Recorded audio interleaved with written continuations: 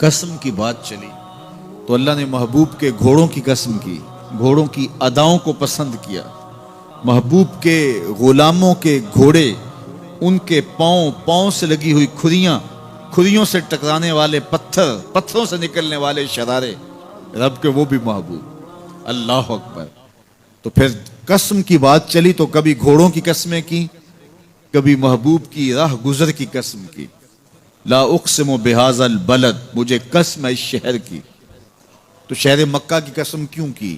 وہاں کعبۃ اللہ ہے، مقام ابراہیم ہے، چاہے زمزم ہے، صفا و مروہ ہے، مزدلفہ ہے، منا ہے، عرفات ہے، قدم قدم انوار کی برستی برکھا ہے، مطاف ہے، حتیم ہے، مستجاب ہے، مستجار ہے، ملتزم ہے، باب کعبہ ہے، سقف بیت اللہ ہے، قدم قدم پہ انوار برس رہے ہیں۔ شاید میرے رب نے قسم اس لیے کی ہو، شاید قسم اس لیے کی ہو، لیکن میرا رب کہتا ہے وَأَنْتَ حِلٌّ بِهَذَا الْبَلَدِ، محبوب اس شہر کی گلیوں نے تیرے قدم چومے۔ اے انت مقیم فی هذا البلد، امام قرطبی نے اس کا مفہوم بیان کیا۔ محبوب آپ کی اقامت اس شہر میں ہے، آپ کے سانسوں کی خوشبو سونگھی ہے شہر کی فضاؤں نے، اس لیے مجھے شہر کی قسم کہ محبوب یہاں تم جو رہتے ہو۔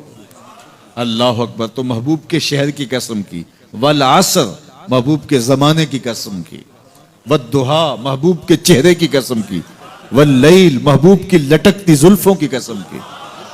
کبھی کہا محبوب تیرے چہرہ زیبا کی قسم، کبھی کہا تیری زلف عنبری کی قسم، کبھی کہا تیرے شہر نور کی قسم، کبھی کہا تیرے زمانہ حسین کی قسم۔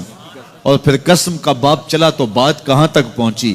محبوب نہ صرف تیرے شہر کی قسم، نہ صرف تیری گلیوں کی قسم، نہ صرف تیرے چہرہ زیبا کی قسم، نہ تیری زلف نور کی قسم، نہ تیرے عہد زریں کی قسم، محبوب تیری قسم تو ہے ہی تیرے غلاموں کے گھوڑوں کے پاؤں سے لگی ہوئی کھریوں کے ٹکرانے سے جو شرارے اڑتے ہیں، میں خدا ہو کے ان شراروں کو بھی پسند کرتا ہوں اور ان گھوڑوں کی بھی قسمیں کرتا ہوں۔ یہ قسمیں کرنے کے بعد جواب قسم کیا ہے؟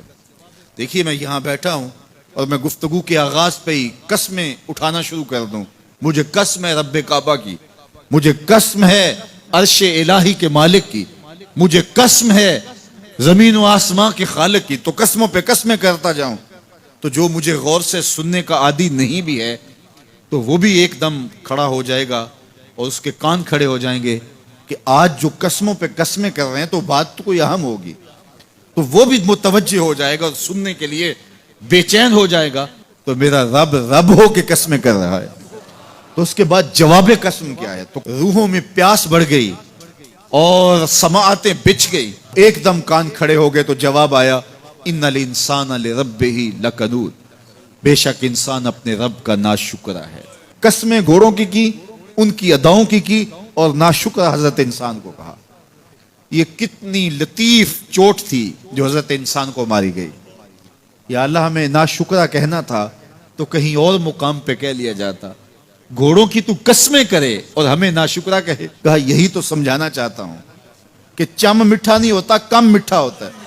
تو ذات کے گھوڑے بھی ہوں لیکن کام کریں تو مجھے وہ بھی اچھے لگتے ہیں، اور تم انسان بنے ہو، نقوش بڑے اچھے ہیں، قدے رانا رکھتے ہو، جھیل جیسی آنکھیں ہیں، اور تم چلتے ہو تو قیامت چلتی ہے، لیکن مجھے تم اچھے نہیں لگتے اگر تم ناشکرے ہو۔ یہ ہیں ذات کے گھوڑے لیکن میرے محمد عربی کے غلاموں کے غلام ہیں، مجھے اچھے لگتے۔ تو وہ چم نہیں دیکھتا، وہ کم دیکھتا ہے۔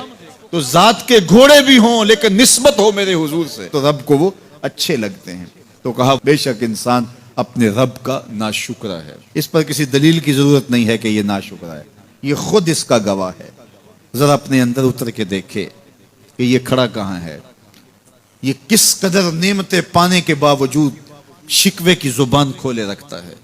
یہ ناشکرا ہر وقت اس کی نعمتوں کی ناشکری کرتا رہتا ہے۔ جتنی نعمتیں اس کو عطا کی، اس کو تو ہم نے جو چمکتی روشن آنکھیں دی ہیں، اس کو بولتی زبان بخشی ہے، خوبصورت چہرہ دیا ہے، قد رانا بخشا ہے، اس کو دماغی قوتیں عطا کی ہیں، اور اس کو سننے والے کان دیے، اس کی زبان پہ ذائقے رکھ دیے، نظام انہضام، نظام تنفس، کیا کیا نہیں سے عطا کیا، لیکن ہر وقت یہ ناشکری کے کلمات ہی بولتا رہتا ہے۔